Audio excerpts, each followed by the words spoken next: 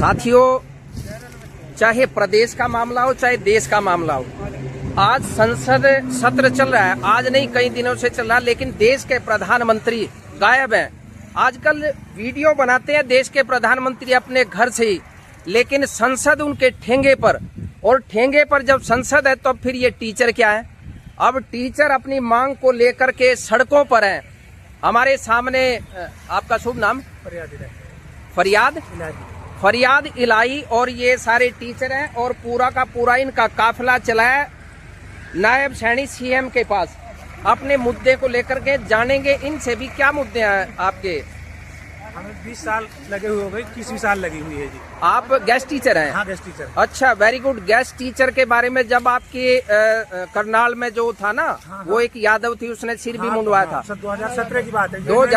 2017 में हम खुद उस मंच पे गए थे। नवनिर्माण पार्टी ने समर्थन दिया था और उसी दिन मनोहर लाल खट्टर ने आश्वासन दिया था, लेकिन जंतर मंतर पर जाकर के अब तो वो बेड रीडन पड़े हैं। इनके पूर्व के प्रदेशाध्यक्ष रामविलास शर्मा से लेकर के ये क्या नाम है, जो गब्बर अपने आप को बताते हैं, अनिल विज, इन्होंने आश्वासन दिया था कि पहली कलम से जो गेस्ट टीचर हैं उनको पक्का करने का काम करेंगे।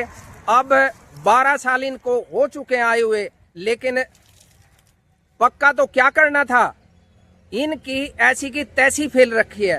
क्योंकि जितना पैसा इनको दिया जाता है, एक कच्चा कर्मचारी छोड़ दीजिए जो मजदूरी करते हैं, उन लोगों को शायद इतना पैसा मिलता हो। क्यों जी अध्यापक महोदय जी, आपके मेन मुद्दे क्या? हालांकि मुद्दे तो आपने बताया ही है कि गेस्ट टीचर है। गेस्ट टीचर का किस तरीके से शोषण होता है वो मुझे भी पता है, लेकिन आप टीचर्स के माध्यम से क्या कहना चाहेंगे? हमारा जी 20 साल से लगातार सरकार शोषण कर रही जी, और 2014 में सरकार ने, हुड्डा सरकार ने एक पॉलिसी बनाई थी 3 साल की। अच्छा, उसमें इन्होंने, हम हुड्डा सरकार के टाइम में, उस टाइम हम रेगुलर नहीं हो पाए, इनकी सरकार बनी। हाँ। उसके बाद इन्होंने उस पॉलिसी को पहले तो होल्ड पे रखा। अच्छा। बाद में कोर्ट में ले गए। हाँ। हमारे साथ ही उसको कोर्ट में लेकर चले गए। 2017 तक 2017 में हाई कोर्ट से उस पॉलिसी को इन्होंने रद्द करवाया।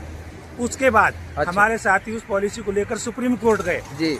अब 16 अप्रैल 2026 को सुप्रीम कोर्ट ने उस पॉलिसी को वैध ठहराया।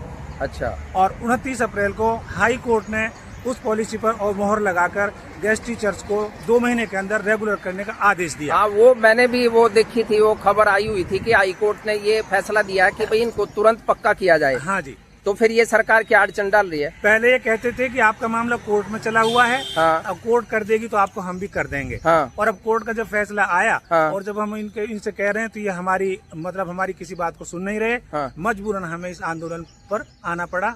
हमारे साथी आपके जितने भी गेस्ट टीचर पूरे हरियाणा में कितनी संख्या में? लगभग 12,000 हैं। लगभग 12,000 परिवार प्रभावित हैं और 12,000 टीचर प्रभावित हैं जिनका शोषण किया जाता है। वैसे तो ये चोरों की सरकार है, चोरी की सरकार है, लेकिन जो सत्ता पर काबिज हो गया, नैतिक जिम्मेदारी बनती है। यहाँ बगल के सेक्टर में नायब सैनी रहते हैं, लेकिन जब ये 14 से पहले थे, ये उस टाइम देश भगत बनते थे। लेकिन आज इनसे कोई अपनी डिमांड मांगने लग जाओ तो ये उसको पाकिस्तानी बताएंगे, उसको आतंकवादी बताएंगे, उसको हिंदू विरोधी बताएंगे। लेकिन टीचर्स को क्या बताओगे नायब सैनी?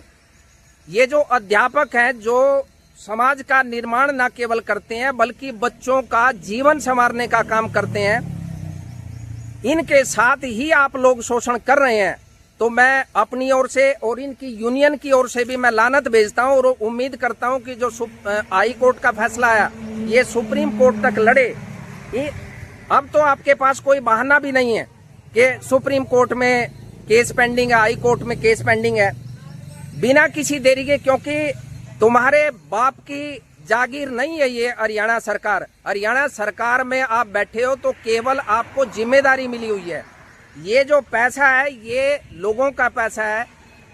अगर टीचर का सम्मान आप नहीं कर सकते तब आप मान के चल लीजिए। टीचर का सम्मान नहीं करते, आप किसी का सम्मान नहीं कर सकते। वैसे तो आपके जो प्रधानमंत्री है नरेंद्र मोदी, वो 1 लाख स्कूल अगर बंद करने का काम करते हैं तो फिर शिक्षा का तो बंटाधार कर ही दिया है, लेकिन हम उम्मीद करते हैं कि आप जो कोर्ट का फैसला है उसको संजीदगी से लागू करने का काम करेंगे। आप लोगों ने कोई और डिमांड अपनी बतानी है तो बताइए। बस यही है जी, मेन मकसद है कि रेगुलर किया जाए। 2014 की पॉलिसी को 2014 से आपकी अपॉइंटमेंट कब से है? 2005 से। और विडम्बना ये देखिए कि जब श्रद्धेय अटल बिहारी वाजपेयी देश के प्रधानमंत्री थे, उससे पहले पेंशन मिलती थी, जो रिटायरमेंट के बाद जो पेंशन थी, लेकिन यही लोग पॉलिसी लेकर के आए थे कि रिटायरमेंट के बाद पेंशन नहीं मिलेगी। ये वो लोग हैं जो गुजरात मॉडल लेकर के आए थे। गुजरात मॉडल लागू करवा लो, इनको और वोट दे लो। अब धीरे धीरे सभी लोग, नंबर सबका आएगा। नंबर, मैं बार बार बोलता हूं कि नंबर सबका आएगा।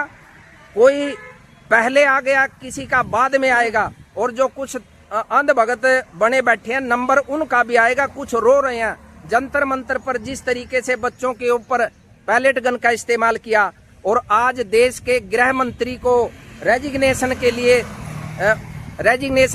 प्रतिपक्ष और जेनजी मांग रही है।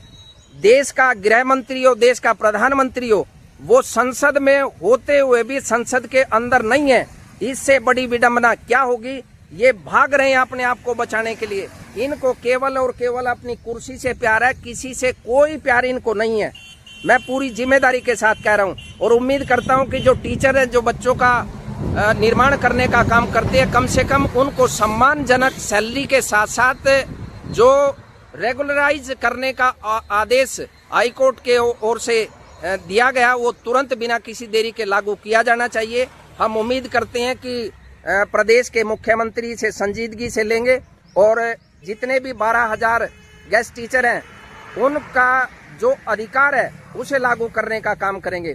बहुत बहुत धन्यवाद। जय हिंद, वंदे मातरम।